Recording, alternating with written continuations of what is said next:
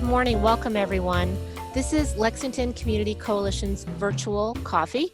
And this morning we have two special topics that we're going to be covering.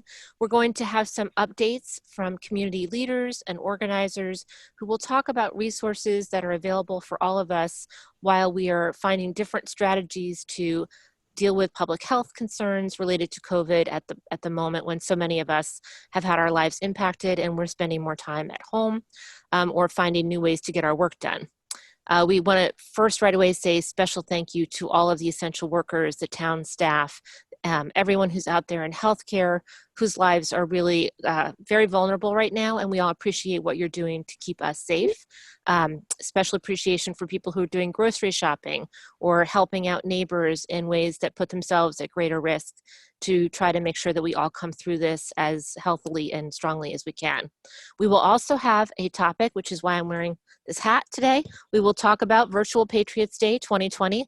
Patriots Day is a huge, important tradition here in this town, part of our history and part of our everyday life in modern times as well. So we will have some positive things to talk about in terms of ways that we can participate even while we're staying at home. So for our serious portion, I'm going to set my hat aside, and then when we get to that part, we'll put that back on. For right now, I just want to add something that we haven't done in other virtual coffees. I'm just going to call on some of our partner representatives and have you just simply say your name, the group you're from, and what your group does in just like 2 sentences.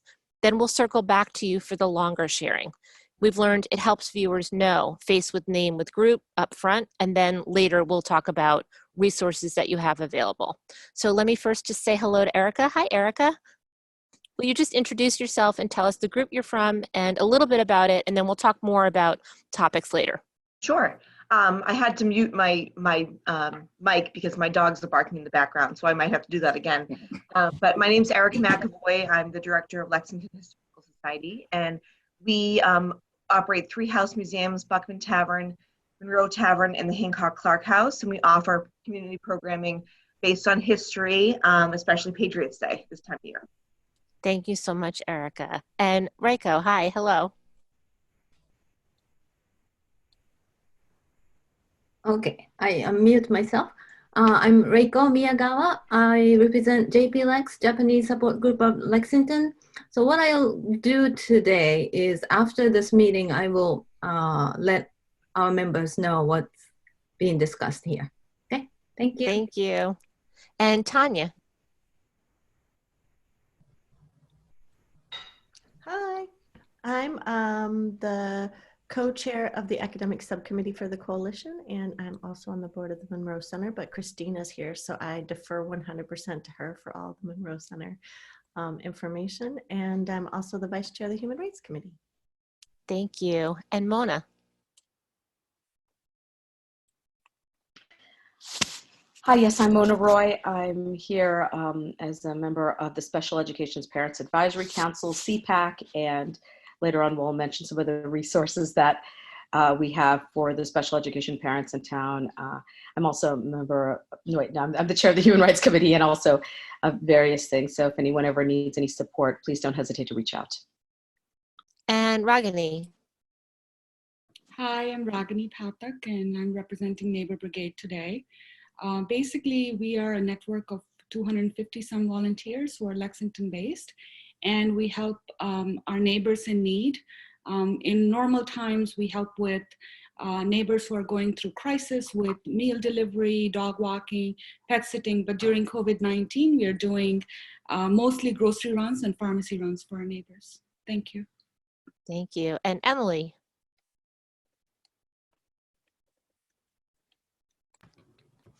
Yes, hi there. I am Emily Hayes. I am the executive director of LYFS, and we provide free mental health services to youth and families here in Lexington. Thank you. Wei Dong.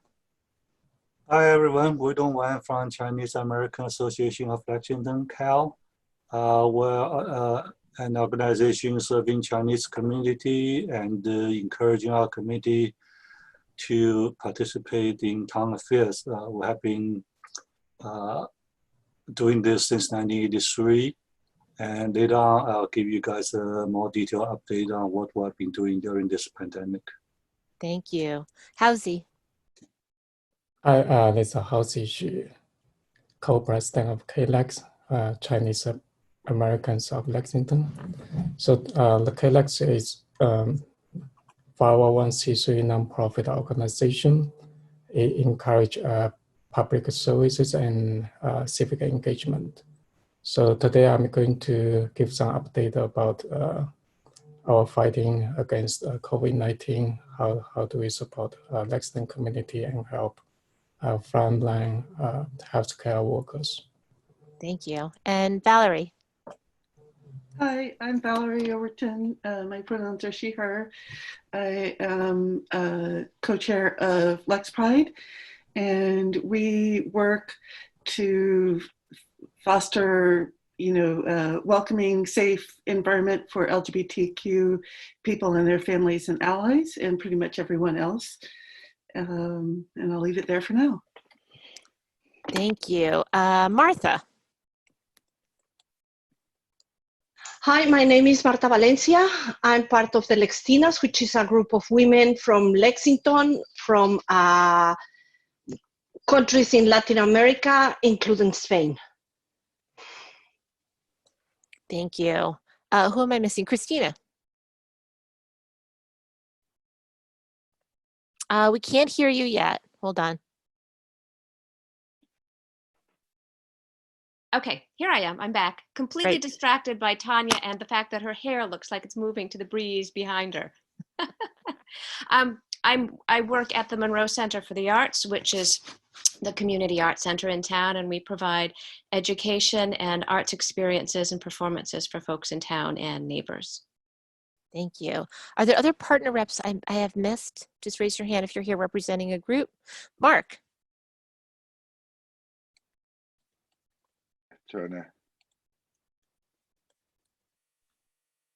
Oh, I'm sorry, lost. my video went out. Yeah. Come back. Video. Yeah, there it goes. Hey, great. Sorry about that.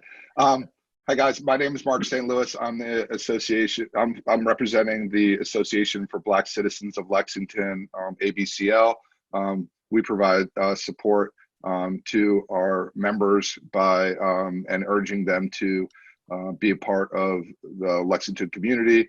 Urging them to also be, part of Lexington community, but through civic engagement and through other, various activities in town. So thank you for having me. Thanks so much. So we just have a couple other people here to say hello. Raise your hand if you are not a partner rep, but you'd just like to tell us hello, who you are. We would love to say hi. Lydia.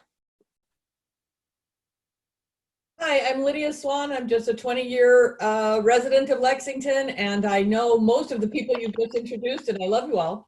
I hope you're all well and safe. Glad you're here. Anyone else? Harry. Hi, I'm Harry Forstick. I run the Lexington list. Which we really appreciate. Round of applause for the list. Yay! Terrific. And Deb, we see you're there too. And hi, Lynn, we see you're there. I'm going to go first over to Joe, who's a member of our select board. He's a liaison to the Community Coalition. And just for people who are listening, all the people who spoke who are partner reps, the Community Coalition is a set of representatives from many of the different organizations in town who meet regularly to work on addressing shared goals. I'll speak about that a little bit more, but Joe is the select board liaison to the Community Coalition, and we would love to just hear how it's going from your perspective. Thank you, Jessie. So I'm Joe Pato from the select board. Things are going relatively well in town. The staff are working almost entirely from home at this point. There are the first responders, police and fire crews are at work on non-intersecting shifts. So each group works together for a day or two and then the next group comes, so that there is less likelihood of cross-contamination across groups because they work closely together, especially our firefighters and EMTs. The Board of Health has a meeting this evening, which might be interesting for some people to watch. It is the health department has been very busy in tracking and keeping on top of cases in town, both presumed positive and institutions. We are very grateful to the work of this coalition for both its work on masks and its work on getting help out to everyone. I will remind everyone again that the webpage lexingtonma.gov/COVID-19 is the town's primary vehicle for getting information out to the public, and it has all sorts of useful contact information, including for most of the partners in the coalition.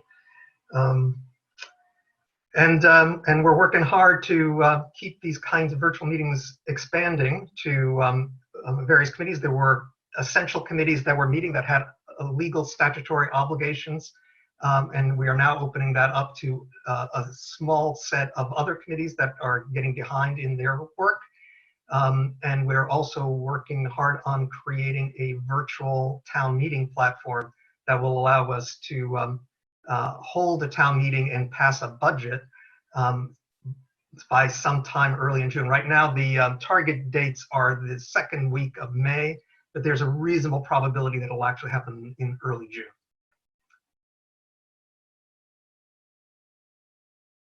Jessie, you're muted.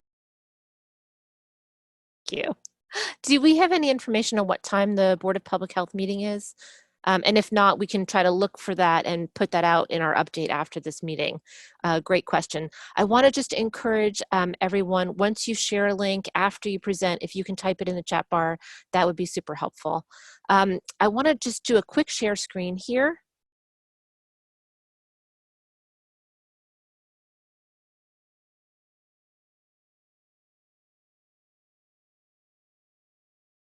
This is the Lexington Community Coalition's webpage. It is called Lex, L-E-X, here, H-E-R-E, the number 4U, lexhereforyou.org. If you go to that page, up on the top, you will see a resource button. When you push the resource button, you will find a resource map. And if you go ahead and click on that,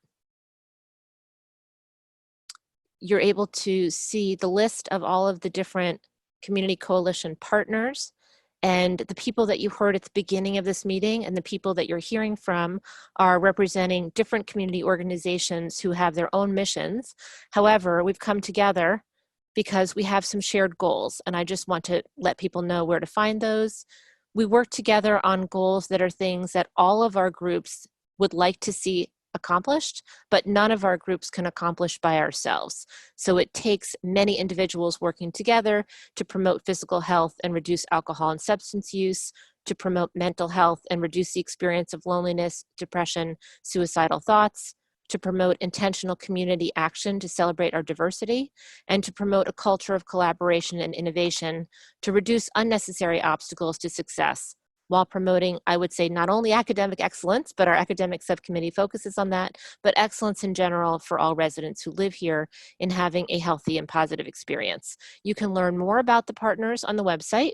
You can click on the partner page, which I won't do right this minute, but it's just to give everyone an overview of how all these different people who you're about to hear from fit in together.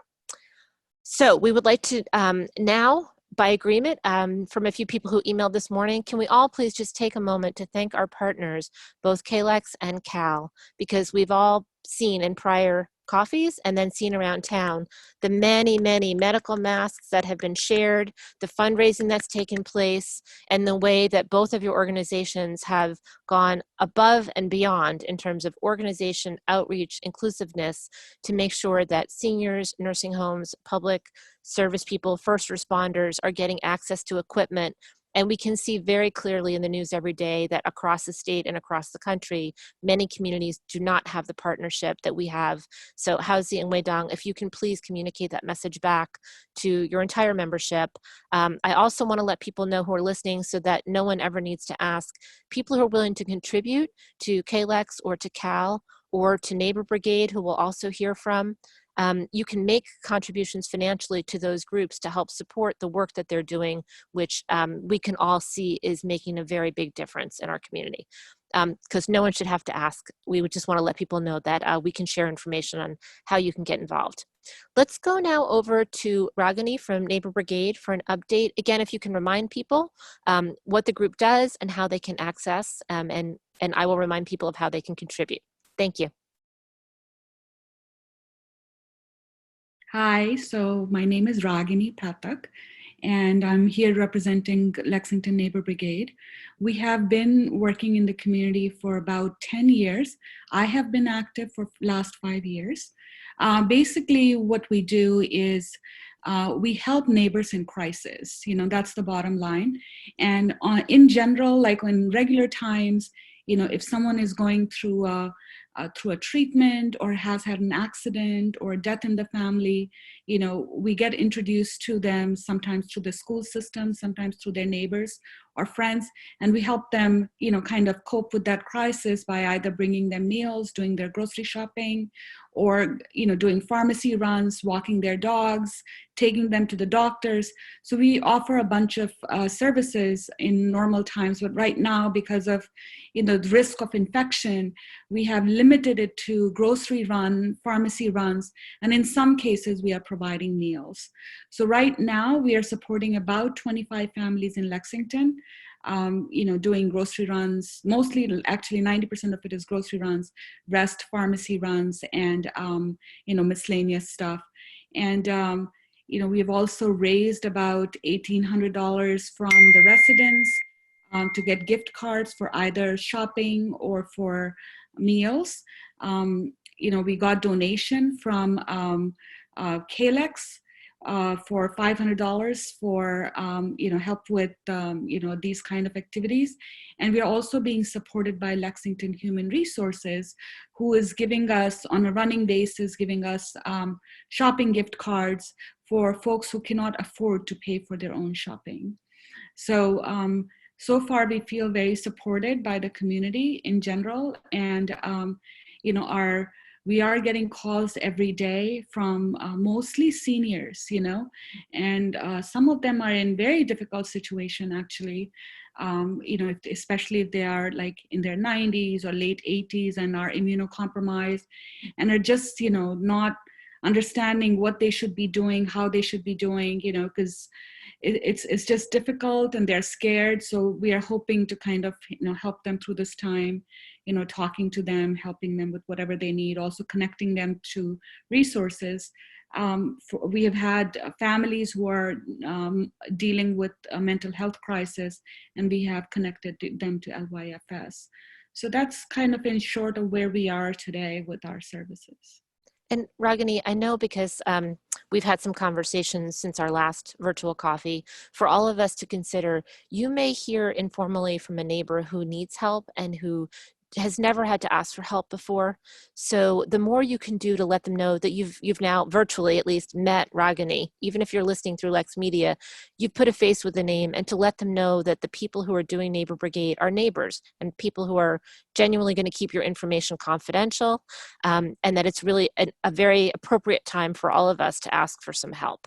Ragini, have you been able to find ways to reassure people when they don't want to tell you that they need help, or how do you work that out? Yeah, so in all honesty, like during the COVID-19 period, because people are coming to us because they want to stay safe, quarantined, so there's not a huge stress on, you know, being anonymous or whatnot, because it's, you know, it's something that everybody is being encouraged to do, right? But there are people, you know, who are struggling financially or with mental health crisis, who would request that they want to stay anonymous. In that case, we don't share their names, you know, and in general, we don't share people's information about where they live, who they are, their full names, until the volunteer has signed up, like a single volunteer who has signed up for the service. So in a lot of ways, we maintain, you know, privacy in general. But if they request it, then absolutely, you know, we make sure that we don't discuss it. I think, you know, it's more about, even when people are asking for help, they're extremely hesitant, right? Because they've never, like you said, they've never asked for help. So it's a difficult process. And I feel like that's why a lot of people are not reaching out to us, because they're they're shy, you know, they've never done this and they just don't want to look needy. But, you know, if you guys have neighbors on your streets or your friend circle, you know, reach out to them and let them know that we are here to help, and there's nothing, you know, right now, all of us need to, you know, flatten that curve and stay safe. Thank you so much. And that is definitely something we're all experiencing. Even if you just stay home today, you are helping. It is one way to help. And if you need help getting groceries, it's terrific that we have Neighbor Brigade to turn to.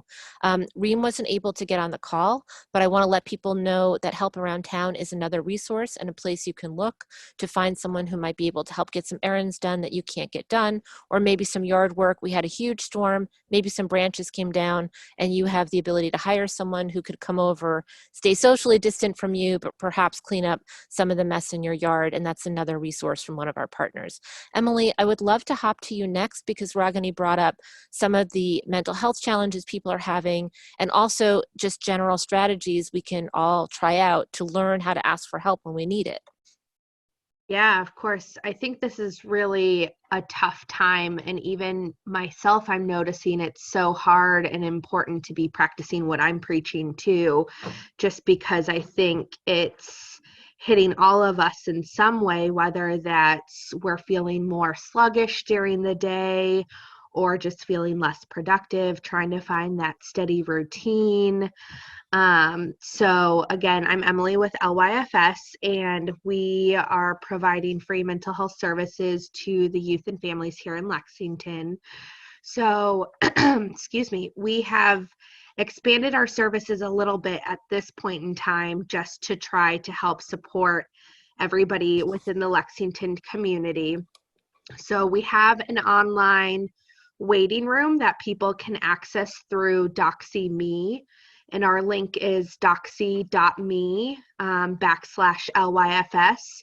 And so from Tuesday through Friday from 10 to 12, anybody can come into that confidential space and get connected with me immediately. So they can ask just general mental health questions. Hey, I am noticing I'm more sluggish lately. Hey, I feel more isolated lately, and really try to brainstorm those tips and tricks.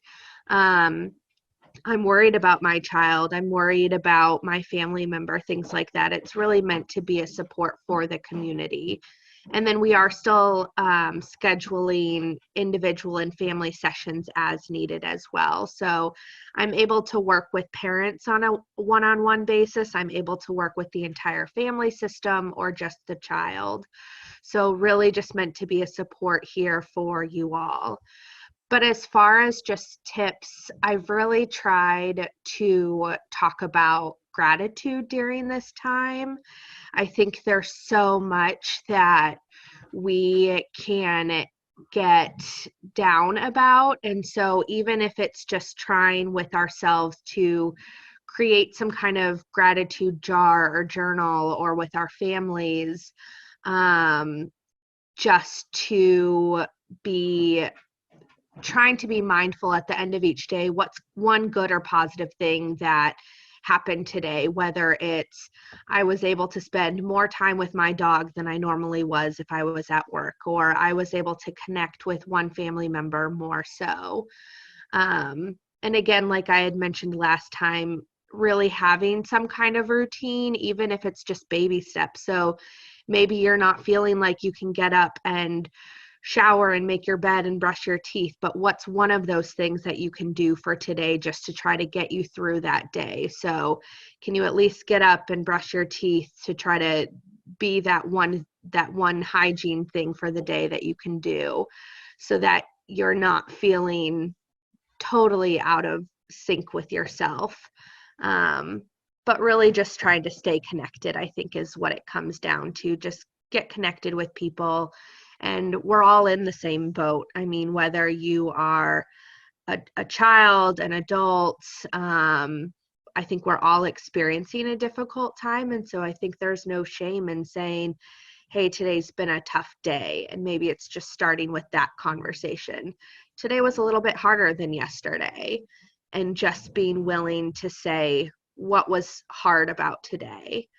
What made today a little bit harder than yesterday. so that some of that conversation can be opened up to ask for that help that's needed. Emily, that was extremely helpful. I think you're right. We're all in the same boat. And for all of us, this is a new circumstance and we've got to find new strategies. I know I saw a cartoon, I think Martha may have shared, that was, I have to switch from my daytime pajamas to my nighttime pajamas. Like, you know, so it's very different. So I would love to pop over next to our state representative, Michelle Scola, who's here, so that in case she gets pulled away, we don't miss her, and then we'll come right back. Hello, Michelle. Thank you so much for being here. Hi, everybody. It's good to see everyone. I find myself, I really enjoy and look forward to these Zoom meetings because it's a great way to connect with the community. So thank you all for being here. So it's been an interesting, it's been what, 2 weeks since our last call? And it seems there's just so much going on. On one hand, it's that feeling of every day is the same and nothing's happening and it's discouraging, and we all feel, I think, frustrated by our lack of ability to solve all the problems and cure the situation, right? But when I reflect back, I realize there's just a tremendous amount happening. So on my end, the calls that I'm getting the most often and the constituent outreach that I'm getting is really around the unemployment insurance and around small business owners. So there's still great frustration with the CARES Act has created some wonderful new opportunities for people to get unemployment insurance, but because it expanded so dramatically, the groups of people now eligible, the state is still playing catch up. It took the Department of Labor a solid week to release regulations, and then the state is still in the process of retooling software to even be able to accept the applications from some of the more unusual cases. So specifically the self-employed, the 1099 employees, the gig workers, the ones that, you know, we are thrilled that will be able to access this funding. It's still taking a little longer, and the administration is telling us possibly not until the end of April that those benefits can start rolling out and people can really begin to apply. I weighed in yesterday. We had a call with the speaker with just a small group of us, and he's been working on reaching out to just a handful of reps at a time so he can hear individually what everybody's concerns are. And that was one of the things that I weighed in with him about, was the real need to really accelerate that pace, because I'm getting sort of extremely anxious, very angry in some cases, frightened individuals who are seeing their money just completely exhausted and you know, are very agitated, understandably so. So that's kind of what I'm hearing. I'm also hearing from a lot of businesses trying to be determined as essential, trying to be able to still provide their services and are not allowed to open. On the broader statewide issues that we're dealing with, we're really struggling with the group homes, the homeless population, the prison population, and especially the nursing home population. And I think it's no surprise that those are the areas that are being hit the hardest. And you know, we're trying to figure out how to. In some cases, it's been terrific that we've been able to reduce the prison population somewhat by releasing some folks that are safe to be released and don't and have someplace to go. That's one of the big issues when speaking with Sheriff Katusian and DA Ryan about, you know, what do they do with that group? They don't want to just release folks that don't have somewhere to go, because that puts them on the street and adds to the homeless crisis, and that's not helpful either. So we are making some headways with the nursing homes. The National Guard has been going in and testing now, which there's an entire process to try to test all the residents and staff in the nursing homes. And that's been helpful because it's enabling us to target our resources where we know that there's a problem. We're dealing with a licensing bill for a liability bill, which just went through the Financial Services Committee, which I sit on. One of the issues with getting nurses and doctors who may have stopped practicing, getting their licensing back up to speed. You may have heard the governor's executive order waiving some of the renewal requirements for licensing, as well as applying that to foreign-born doctors and nurses who may be in the U.S. and in Massachusetts. So there are many people who would like to be able to jump back in, and it's been amazing to me to hear from residents in the community, in our community, wanting to go to the front lines and try to help them expedite their licensing process. But one of the things that everybody's concerned with is the potential liability, if they do that, of getting sued, and both as individual members, doctors and nurses being sued, but also hospitals and institutions and nursing homes, if they use that support from those nurses or doctors. They are worried about becoming sued if there is an issue. So we have a short-term protection bill that basically waives liability, and I expect that that'll be signed this week because it's of paramount importance that we get more healthcare workers to the front lines.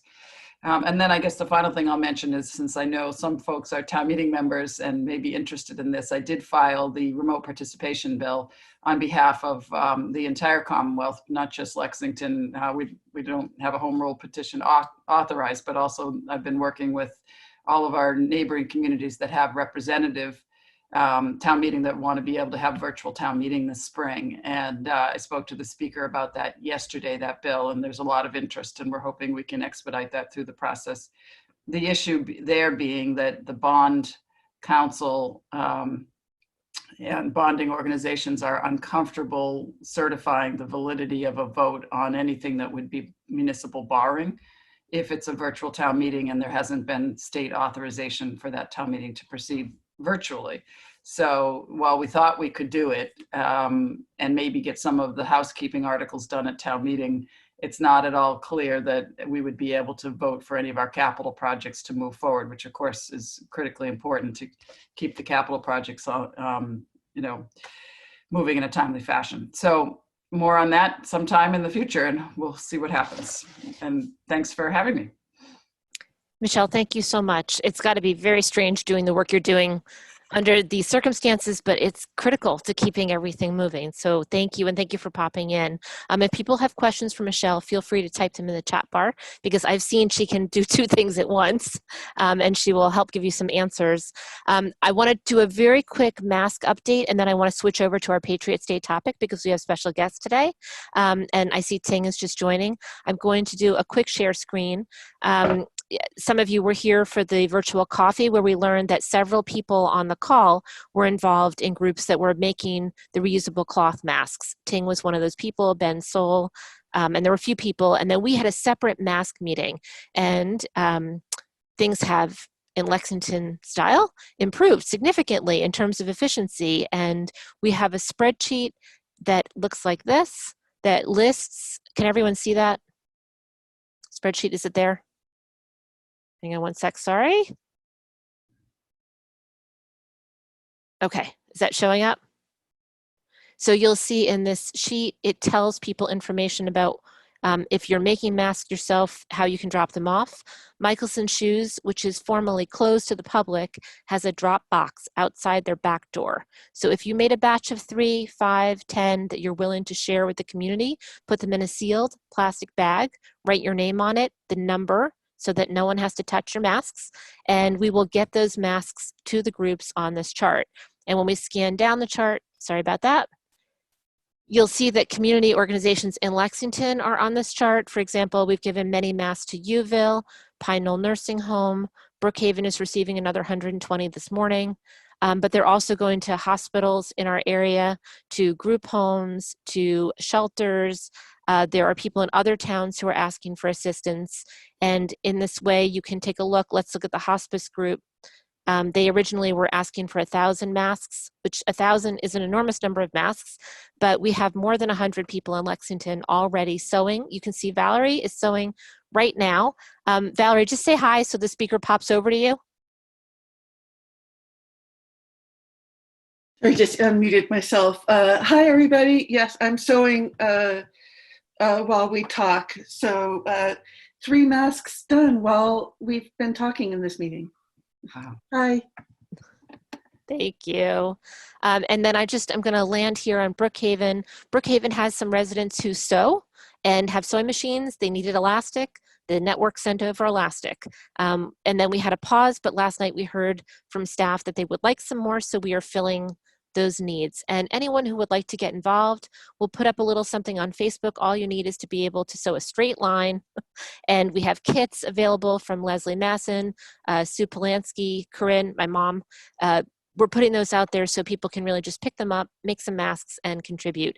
Ting needs a round of applause, trust me, because literally she brought over 266 masks on Sunday night from the group of sewers that she is connected with, and that does include some people in other towns. So we're really finding ways across our communities to help each other right now. I just want to do a quick mask update. Weidong and Hausi, if you can each just do like a 1-minute update, and then we will go right to our Patriots Day chat. Hausi, would you like to go first this week?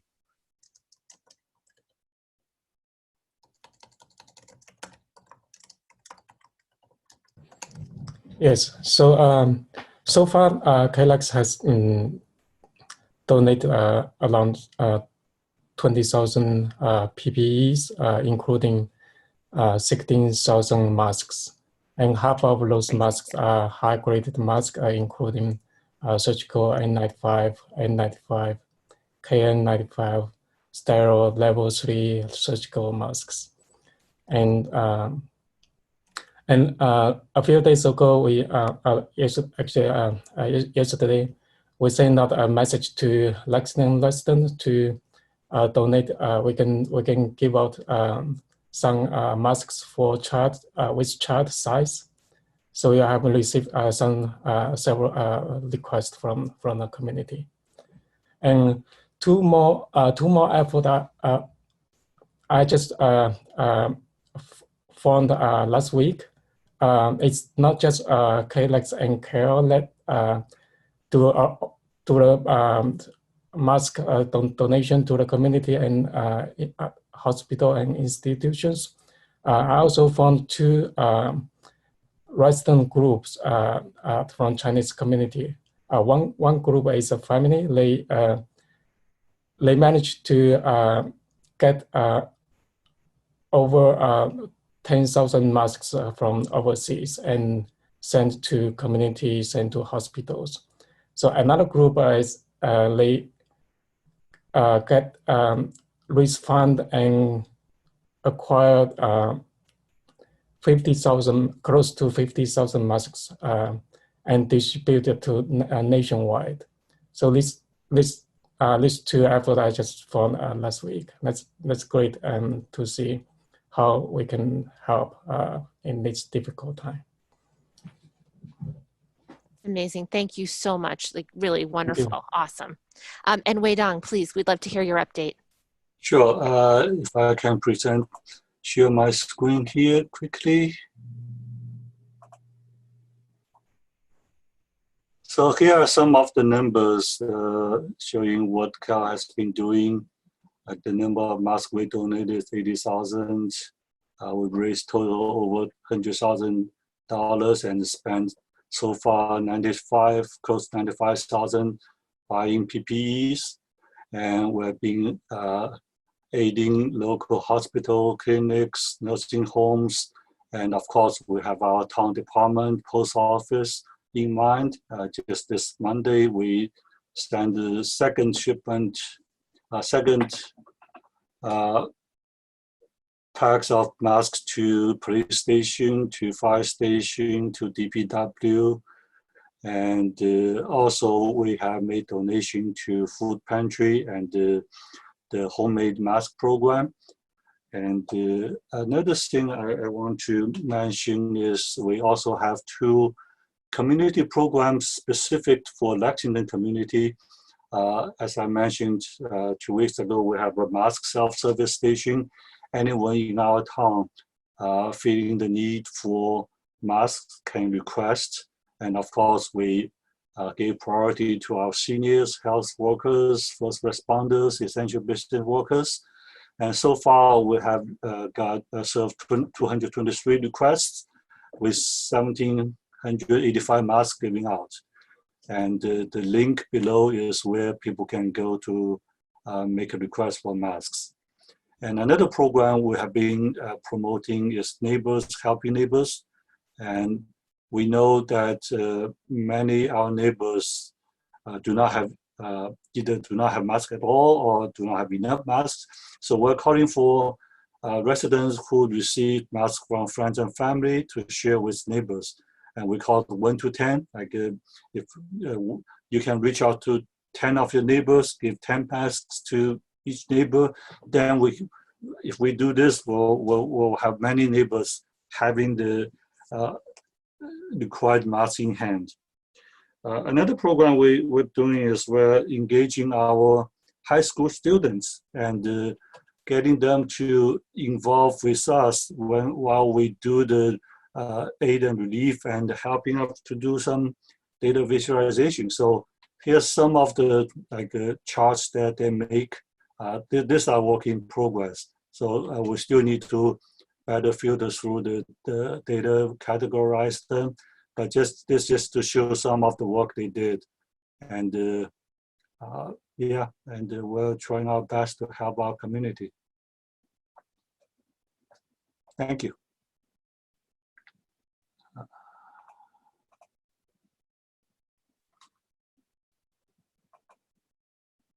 Okay. Jessie, you're muted. I'm expressing enormous thanks and gratitude, saying that even as you can see from Valerie, in the space of an hour, if she gets 3 masks done, you can't keep up with nursing homes who need hundreds or thousands of them. So thank you to both KLEX and Cal for being such incredibly generous community partners. I want to put in a plug that you do not have to be Chinese or Chinese American to contribute to Cal or KLEX. You can make a financial contribution if you'd like to support the work they're doing. They are clearly being very efficient in helping get very needed professional grade equipment into our communities, nursing homes, to hospitals in the area. And if you are able to do that, they could both accept contributions towards the goals. So thank you so much, both of you. I want to now switch us over, if we can, to talk about Patriots Day. So I'll put the hat back on for a second, and I have a quick, small, very quick treat just to get us in the right mood.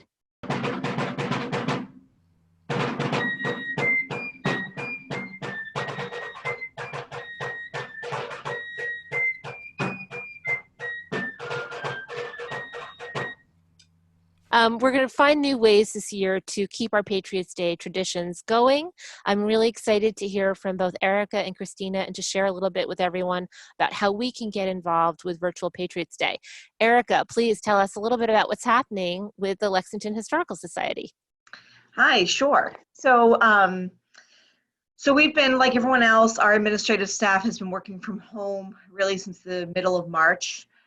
We had a Buckman Tavern was usually open at the beginning of March, which it did, and then we had to make the very difficult decision to close it for the time being, and we had to close our other museums, Hancock Clark and Monroe Tavern, which were supposed to open at the beginning of April. So that's been really difficult for us, just because it's tradition and it's the start of our season and it's very exciting. So Patriots Day is this weekend.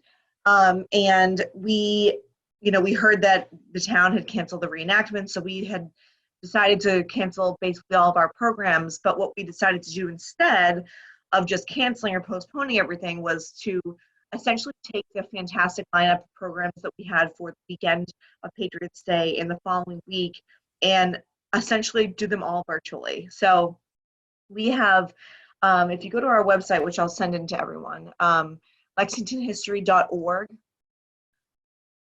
typing that in. If you go to the homepage, there's a big banner that says Patriots Day 2020, or Virtual Patriots Day 2020, and you can click that, and it has a whole section on all the different programs we're doing. We have some exhibits that are up. We have some scavenger hunts that are online. So essentially everything that we plan to do that weekend and the following week is now provided virtually. We are doing some live programming, virtual live programming. We have on Saturday, this coming Saturday, April 18th, we have a woman named Judith Calora who runs History at Play. She's doing a performance of Deborah Sampson. It's a one-woman show. She's fantastic. It's a 1-hour show from 6 to 7, and there's still room to sign up. It's free. Donations are appreciated, but it's free to sign up.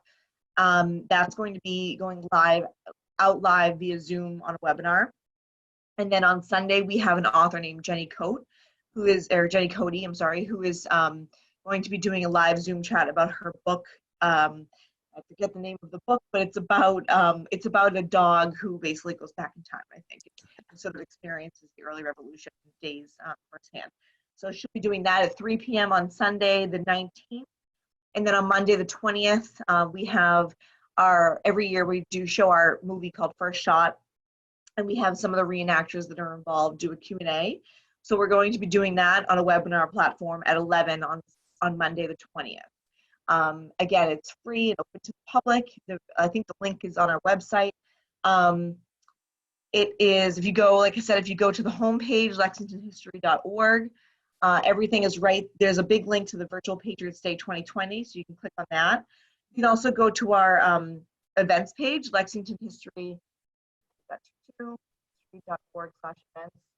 And that has more of a sort of scheduled lineup of all the events that we're doing. We have some virtual tours happening. We actually worked with a company called Mass 3D Spaces, which is in Lexington, and they do basically virtual tours of physical properties, mostly for real estate sales. But they donated their services to us, and they did virtual tours of all of our museums. So those are all up now on our website. And if you go to the homepage, again, just under the virtual Patriots Day link is a link called Virtual Tours. So if you click on that, you can literally walk through virtually all of our museums, which is absolutely fantastic. You can click on various data points, click on, to see different artifacts in the houses and get a brief explanation. You can watch videos that are part of the tour. So we really have tried to do everything we can to get the Patriots Day and the Lexington experience online for folks who can't obviously come to Lexington or can't come to our museums because of the virus. So I encourage you all to check that out if you can online. And then throughout the week, next week, we're going to be offering some programming. Some of it is not totally finalized yet as far as time goes. This has all been a very sort of fluid planning process. We weren't expecting this, so we are, we've been working on it now for weeks, but it's tough to wrangle different parties in different spaces, so we're trying to do the best we can. But some of the programming that's happening next week during the week is not totally booked yet for time-wise, but we should be updating that by the end of the day, probably tomorrow. So that will be on our website again, all the details, lexingtonhistory.org/events. And I think I covered everything. But fantastic. Our website and our social media too. Follow us on social media. We'll be doing all sorts of live videos and sharing different collections and Patriots Day related material. That's awesome. Thank you. Really Thank you. terrific. So we have a lot to look forward to. I want to give a quick mention and then we'll go over to Monroe Center. An idea that popped up also in other meetings was what is something we could do virtually, and we could have a little virtual parade. So Monroe has a stationary place we're going to hear about from Christina, and as a way that we can all participate and invite all of our coalition partners to participate, LexMedia is partnering and supporting us. If we each on our own or with our group come up with something creative that's up to 1 minute long, if we can all walk in the same direction, and what it should look like for the viewer is that you're walking from the left side of a TV screen to the right side of a TV screen. And I'm not sure that transferred well, but think of it that way. The viewer should see you walking from the left side of their TV to the right side of their TV.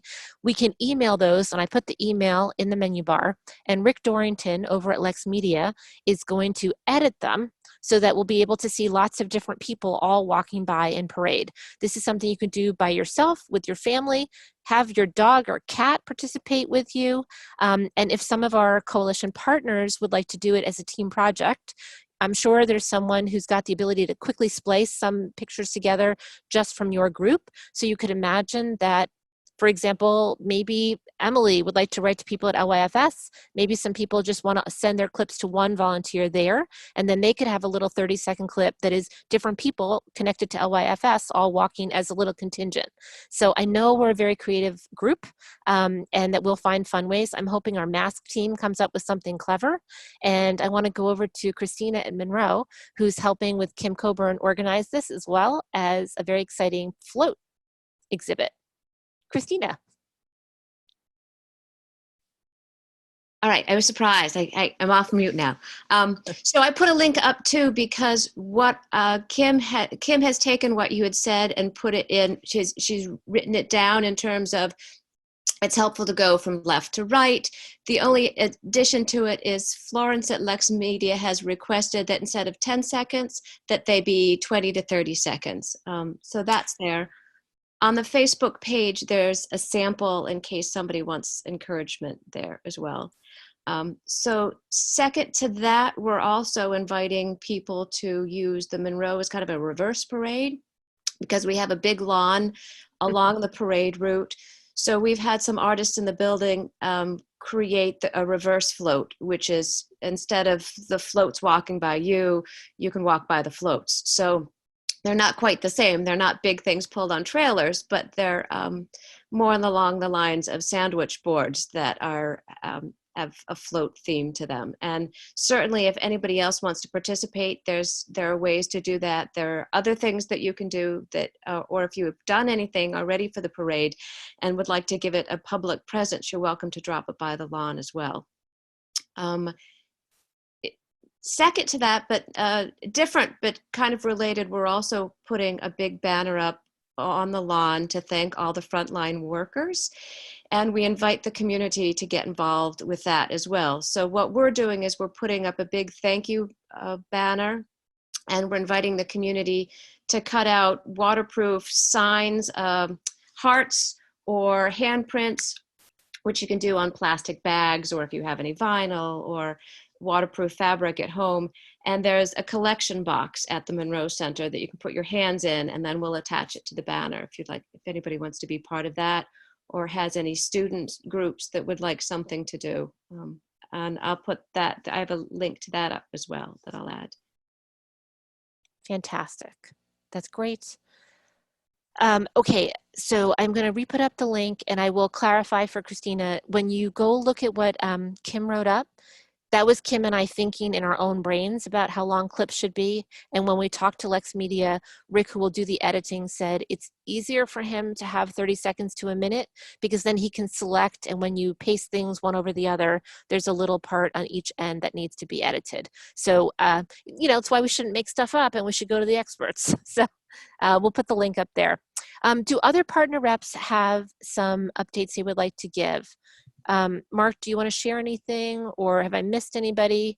I see Reem is here. Hello, Reem. Let's jump over to Reem and just say a quick hi, and then we'll have a nice special two little things as we're closing out. Hi, Reem. So nice to see you from across the ocean. It's nice to see you. I'll give you guys a peek.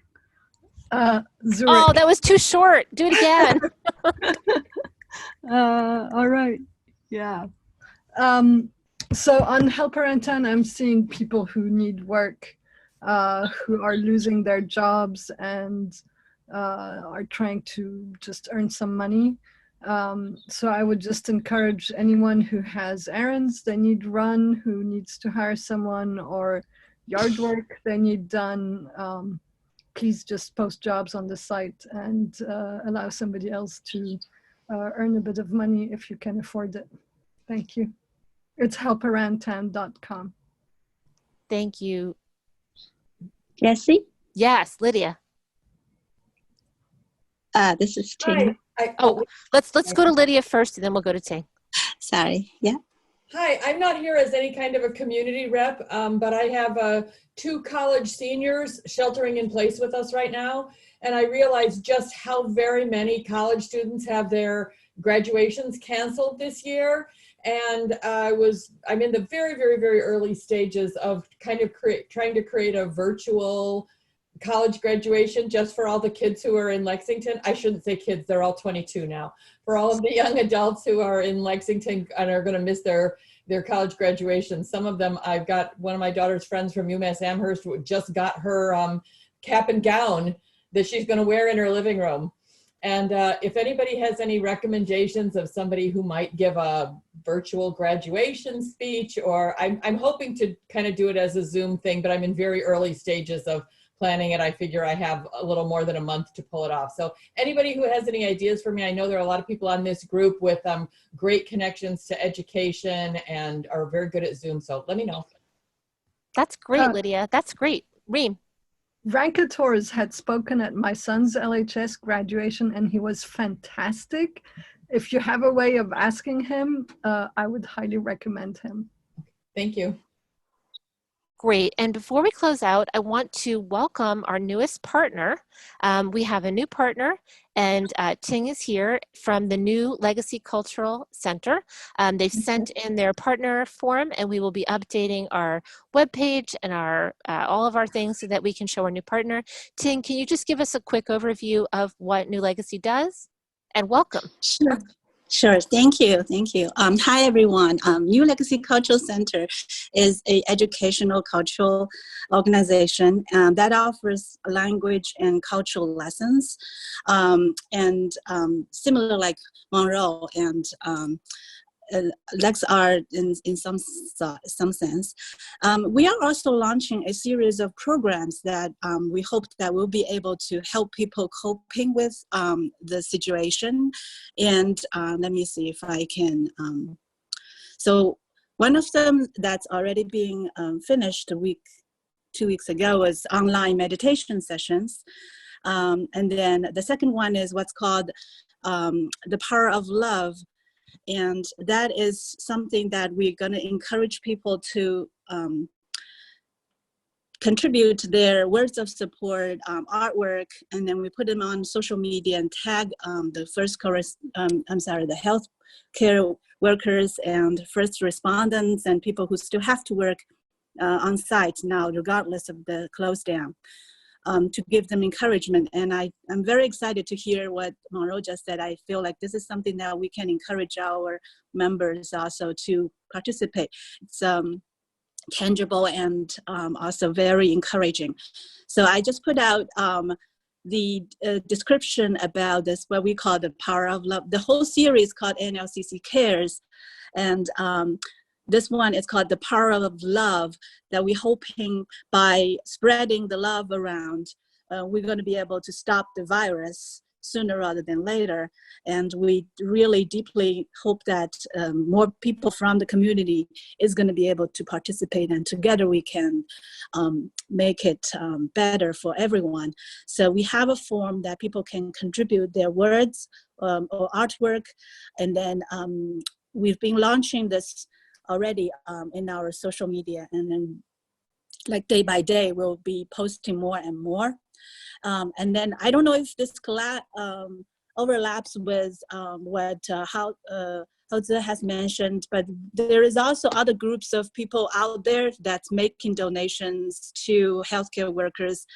And in particular, there's one called MA Chinese Community Group.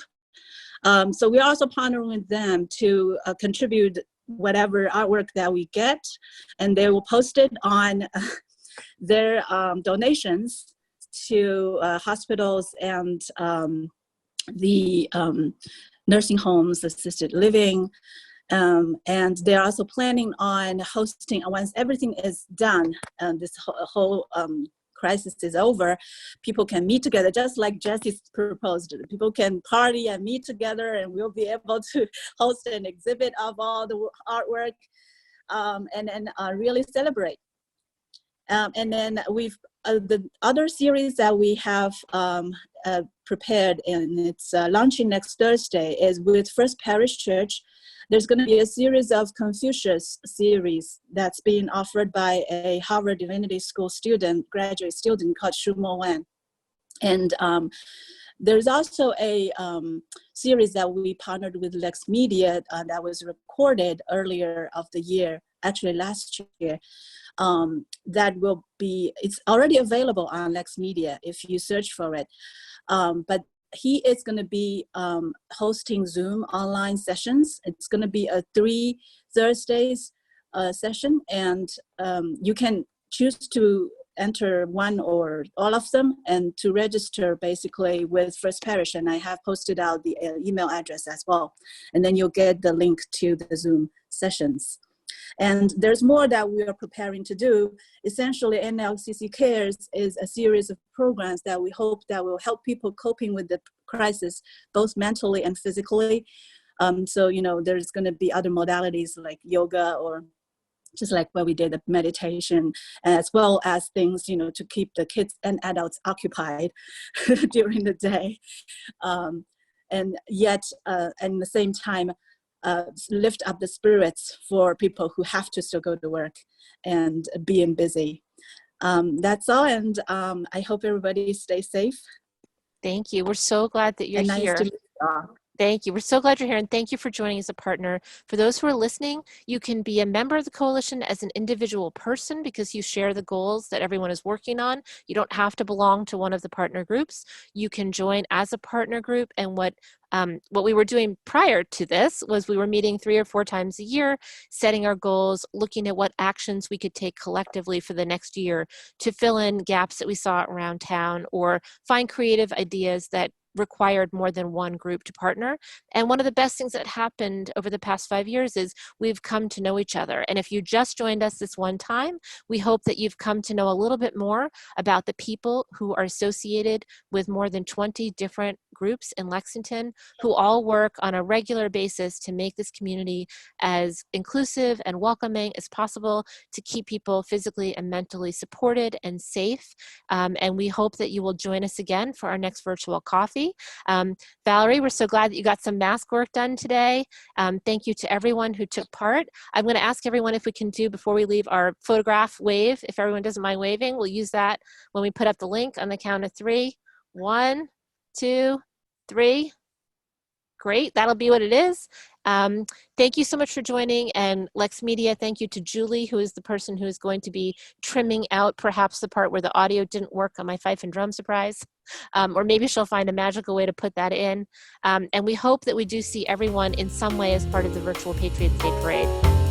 Have a great day, everybody.